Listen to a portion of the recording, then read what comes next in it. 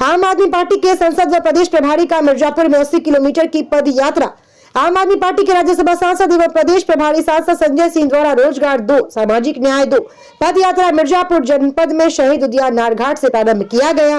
City club मैदान में विशाल जनसभा संबोधित करने के बाद यात्रा सिविल लाइन भटौली पुल कछवा होते हुए पाहो खैरा बाजार होते हुए वाराणसी के सारनाथ तक जाएगी। मिर्जापुर में यह पद यात्रा 3 विधानसभाओं से गुजरेगी।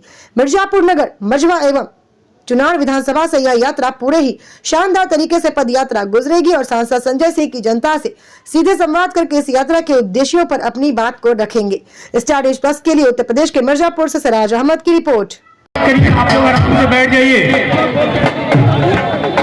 आपके जननायक राज्यसभा सांसद माननीय संजय सिंह जी आप सबके बीच में आ चुके हैं। आप लोग आराम से अपनी कुर्सी पे स्थान ले लीजिए। मंच पे जब तक किसी को बुलाया न जाए फालतू लोग नहीं आएंगे। आप लोगों से निवेदन है। कमजोर है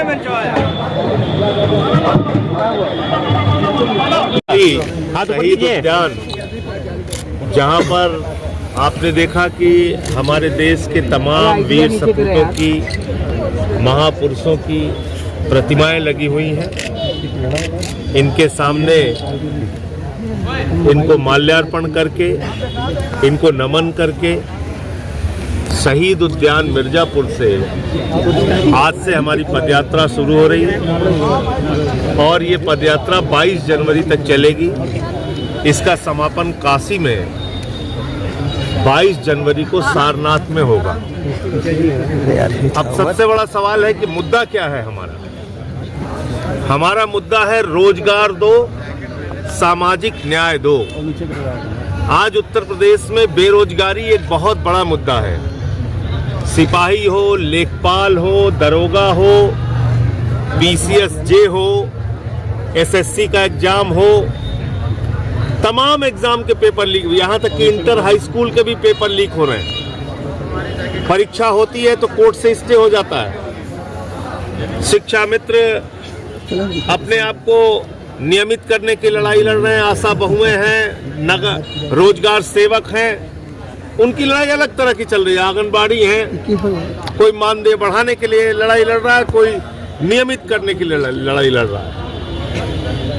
और हमारे नौजवान, उनकी हालत उत्तर प्रदेश में ये हो गई है कि कभी प्रयागराज में पिटते हुए दिखते हैं, कभी लखनऊ की सड़कों पे पिटते हुए दिखते हैं, कभी अलग अलग जिलों में उत्तर प्रदेश में पिटते हुए दिखते हैं।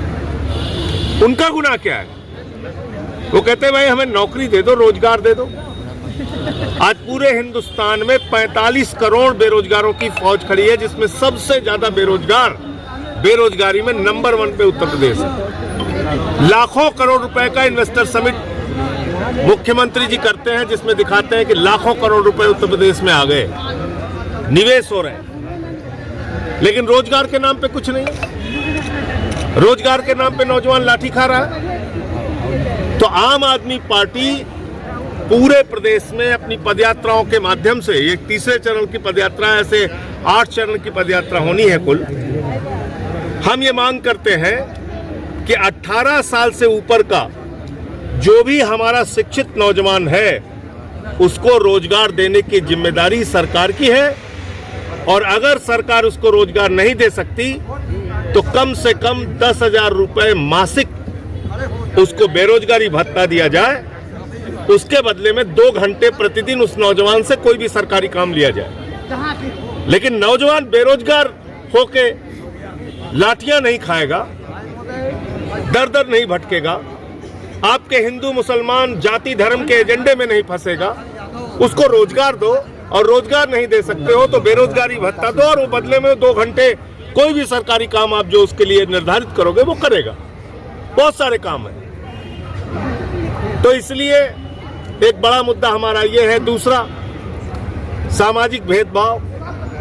कभी पासी समाज के बुजुर्ग को मंदिर की सीढ़ियों पे पेशाब चटवाया जा रहा है, कभी यादव समाज के व्यक्ति की चुटिया काट ली जा रही है, कभी दलित समाज के व्यक्ति को घोड़े पे नहीं चढ़ने दिया जा रहा है, कभी CRPF के जवान को घोड़े पे अपनी शादी में नहीं चढ़ने दिया जा रहा है बुलंदशहर में। तो किस प्रकार का वातावरण हम उत्तर प्रदेश में बनाना चाहते हैं? आज आप देखिए पूरे प्रदेश में सामाजिक भेदभाव का आलम यह है कि जो आरक्षण संविधान के द्वारा दिए गए अधिकार से पिछड़ों को मिला है, पिछड़े वर्ग का आरक्षण शिक्षक भर्ती में खा लिया, बांदा कृषि विश्वविद्यालय की भर्ती में आरक्षण खा लिया।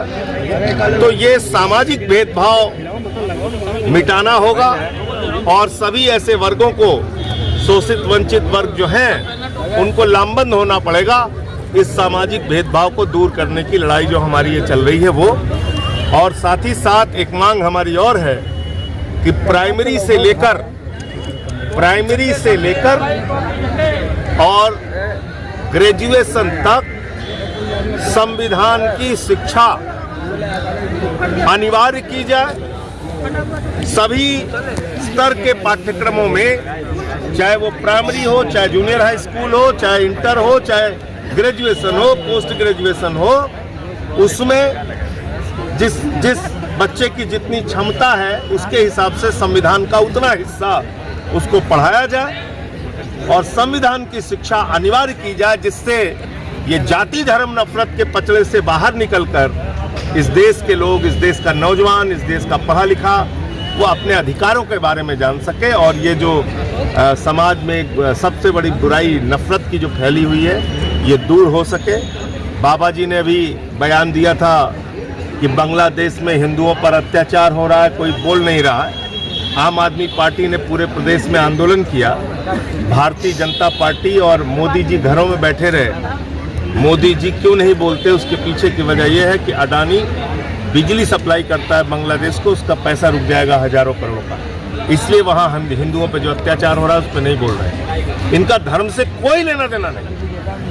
काशी में अहिल्याबाई होलकर के द्वारा जिस मणिकर्णिका घाट का जीर्णोद्धार कराया गया, आज वो मणिकर्णिका घाट तोड़ा जा रहा है, वहां भगवान के मंदिर तोड़े जा रहे हैं, पौराणिक मंदिरों को ध्वस्त किया जा रहा है। और इतना ही नहीं, अहिल्याबाई होलकर जिनके नाम पर खुद प्रधानमंत्री ने चांदी का सिक्का जारी किया, आप बताइए उनकी भी मूर्ति तोड़ दी गई। तो ये किस प्रकार के सोच के लोग हैं। मोहम्मद गजनवी ने मंदिर नहीं तोड़ा काशी में, अभी जो मंदिर तोड़ा जा रहा है वो नरेंद्र मोदी के राज में तोड़ा जा रहा है। तो इसलिए ये सवाल भी हम इस यात्रा के दौरान उठाएंगे और 20 जनवरी को पूरे प्रदेश में आम आदमी पार्टी आंदोलन करेगी जो काशी में मंदिर तोड़े जा रहे हैं उसको लेकर।